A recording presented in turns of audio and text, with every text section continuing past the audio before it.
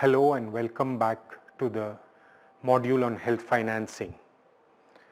In this first unit and third classroom, we will be talking more about how to finance healthcare. There are many types of health financing mechanisms, and we will be covering that in the next few minutes. Basically, broadly, if you look at it, there are only two ways of financing healthcare. One is direct payment at the time of illness, and two is prepayment. I shall be talking about each in further detail in the next few minutes. Coming to direct payment. This is usually direct payment at the time of illness. For example, a patient is sick and goes to a doctor and gets consulted, and then the doctor charges some money and the patient pays at the time of illness. The advantage of this is that it is very efficient. There is no administrative cost in collection because the patient pays directly to the provider and there is no middleman. The disadvantage is that there is no pooling. The entire burden of the medical expenses falls on the individual patient, and this can be a substantial financial burden on the patient, especially, and not necessarily only the poor, even the middle class. Today, if you and I go to a hospital and we have to shell out 5 lakhs at one point, we may not have the money. We have to probably borrow it from our friends and relatives. So that is the kind of problem that a direct payment at the time of illness has. And unfortunately in our country, this is a very common mechanism of financing, especially in the private health sector, but also in the government health sector. For example, today many government hospitals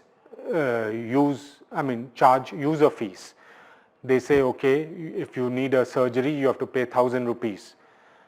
Now for us, you and me, 1,000 rupees may be peanuts, but for a daily wage laborer, 1,000 rupees is a substantial amount of money.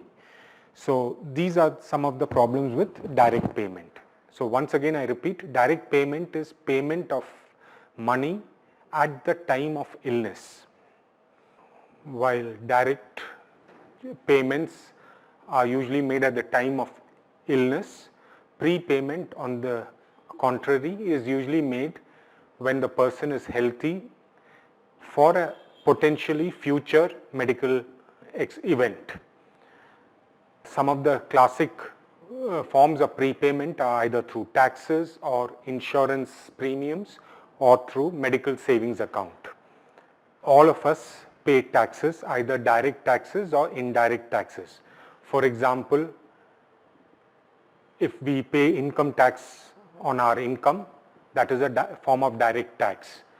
But if we go to the shop and buy a mobile phone, we pay sales tax on it. That is a form of indirect tax. So all of us, whether we are rich or we are poor, contribute some tax to the government treasury, because even the poorest, when they buy salt for their cooking, they have to pay tax to the shopkeeper and thereby to the government. So this entire money is collected by the tax department, by the excise department, by the customs department, etc., and is pooled into the finance department of the ministry. From there, the ministry then purchases healthcare either through the respective departments of health. For example, the Karnataka finance minister will purchase care for its citizens from the Karnataka Health Department, or the Maharashtra Finance Ministry will purchase care for the Maharashtrians from the Maharashtra Health Department. And then the services are provided by the government health service providers. This is the situation in India. In some other countries, the government collects the taxes, pools it, but purchases care not from government providers but from private providers. For example, in UK, all the family doctors, physicians are private providers. So the government collects the taxes and tells the private providers, listen, you provide services for these 1,000 or 2,000 people in your area, and I will give you a certain amount of money. So this is how tax-based financing, prepayment financing works. So people pay taxes, a small amount, when they are healthy, and that money is collected by the government, is pooled by the Ministry of Finance, and they purchase care on behalf of the people. The advantages of this is that there's a lot of pooling, because both the rich as well as the poor contribute, but according to their capacity to pay. The richer you are, you pay higher income tax. The more expensive cars you buy, you pay more VAT, compared to the poor person who does not have to pay income tax and pays a small amount as indirect sales tax. So there is a lot of pooling of funds. Some people say there is, and if it is managed well, there is also equity, because the rich pay more, those who have capacity to pay more, those who have higher capacity pay more compared to those who have lesser capacity to pay. But everybody gets the equal benefits. But this may not be true, because in some countries and even in India, it is seen that the bottom 30% of the population in terms of financial income, the poorest 30% get only 10% of government services, whereas the top 10%, the richest 10%, get 30% of the government services, especially when it comes to medical colleges, All India Institutes and PGIs and JIPMER, etc. That's where the middle class and the upper class go, and they benefit much more compared to the poor person living in a rural area from the primary health center. So equity can be, if well managed, the tax-based financing is equitable. If not, it can be inequitable. Some of the main weaknesses which you and I know, one is it is a little inefficient, because the collection is, at the time of collection, many people evade paying taxes, so there is leakage over there. Then money comes into the Ministry of Finance, and when it goes to the government, Department of Health, there is corruption, there is leakages in terms of inefficiencies, and so the system does not work as well as it should. Second is, because many of the government staff are salaried, they do not provide the appropriate quality of care to the patient. And finally, the allocation of funds is at the whims and fancies of the cabinet. So one year the cabinet may decide, okay, this year we need to spend more money on industry, so they may cut the health budget, and the health department then will have to cut all the programs and services according to that cut. So that is the big problem with tax-based prepaid financing system. Now we come to insurance-based financing. Here, the insurance companies are the main players. They collect money from the people through insurance premiums. As we can expect, only those who can afford to pay the premiums contribute the premiums, which is then collected by the insurance companies, and they pool it, and then when some patient who is enrolled falls sick, the insurance company pays the hospitals directly, reimburses the hospitals directly, and the patient gets the necessary care. So once again, it's contribution by the people when they are healthy, a small amount of money as a premium to an insurance company who purchases care from the providers. The patients, when they fall sick, get the care from these empaneled providers. The strength of this is that there is risk pooling, but not as much as the tax-based financing. Here also, say the middle class will contribute a premium of say 5,000, 10,000, etc., while the upper class may want a higher package, and so they may buy a product where they contribute 15,000, 20,000 premium.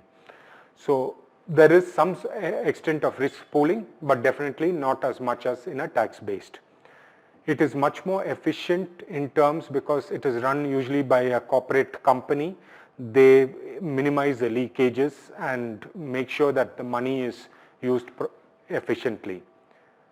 And here the insurance company purchases care effectively from the providers. So if the provider says, no, I cannot provide this care, they can always go to another provider. And in India, where there are a lot of private providers and there's a lot of competition, the insurance company can technically ensure that the appropriate services are provided and appropriate quality. But main difficulty with insurance is that there are certain risks involved which insurance companies find it difficult to manage. One example of risk is adverse selection. Because people join the program, the insurance scheme voluntarily, tendency is that most people who are expecting some illness will only enroll. Those who are healthy will say, why should I enroll? And so the risk pooling is further compromised. In a family of 5, the elderly parents may prefer to join the insurance because they say, we are going to fall sick, so it's better to have an insurance cover, whereas the younger adults who are healthy will not take an insurance cover. So there is that cross-subsidization from the rich to the poor or from the healthy to the sick does not happen. The second form of risk in health insurance is moral hazard. Here there can be two types of moral hazard. It could be that a person is insured and says, oh, I've got an insurance cover, I've got a headache. I go to the hospital and say, listen, doctor, please admit me and do a CT scan to find out whether I have a tumor or not. But the doctor says it's not necessary. And the patient says, you don't bother about whether it is necessary or not. I've got insurance cover, you do it. So that is a kind of patient-induced moral hazard where the behavior of the patient changes because they are insured. You also have a doctor or provider-induced moral hazard where the doctor says, oh, you're insured and you have a headache. Why don't you do a CT scan just to make sure that you don't have a tumor? So it is here the doctor is the one who's pushing and changing his usual prescription behavior because the patient is insured. And this is very difficult to manage. Usually insurance companies introduce standard treatment guidelines as a way of managing moral hazard. Then there are issues about fraud and cost escalation because here it is a third party, that is the insurance company who's paying the hospitals.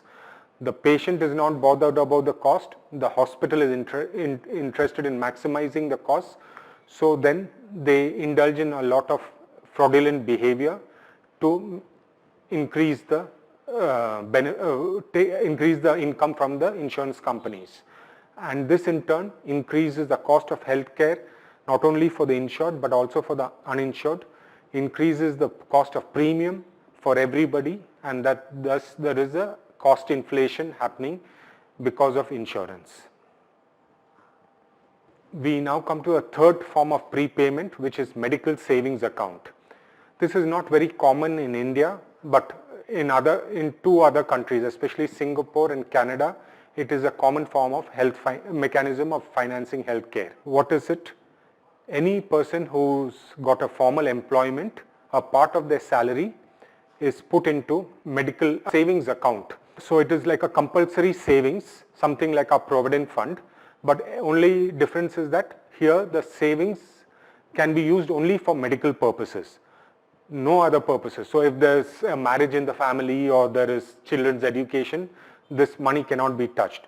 But if that patient falls sick and is admitted into a hospital, then the hospital can ask the bank to pay the bill from this person's account, only from this person's medical savings account. The advantage is that people are happy to put in savings because they know that when they grow old, they'll fall sick, and then there is enough money to pay pay for their illnesses. The disadvantage is that again the burden of paying falls on the individual household. It is not cross-subsidized by others. So if a person who earns a lot of money, say a IT professional or a finance manager, they earn a lot of money, so a lot of money is compulsorily saved into their accounts. But say a salesperson in a shop who earns much less may not have enough money in their savings account at the end of the employment, but both of them may have a similar need, for example a road traffic accident. So that way medical savings account is relatively inequitable. So to summarize, today we talked of two basic forms of financing. One is direct payment at the time of illness, and the second is prepayment. The direct payment, the disadvantage is that it puts a tremendous burden on the patient because they have to meet the full cost of treatment at the time of illness. Prepayment, its advantages because the person contributes a smaller amount of money, like example a small tax or a small premium, but when they are healthy, so they don't have to, and they are capable of paying, and when they fall sick they get the treatment free of charge because they have already contributed to a prepaid fund. There are strengths and weaknesses in both, but ideally all health financing should be a prepaid financing mechanism and not a direct payment mechanism. It can be tax based, it can be insurance based, but it should definitely be a prepaid form of mechanism of financing. Thank you. There are very good reading material along with this unit. Please read them and see you in the next classroom.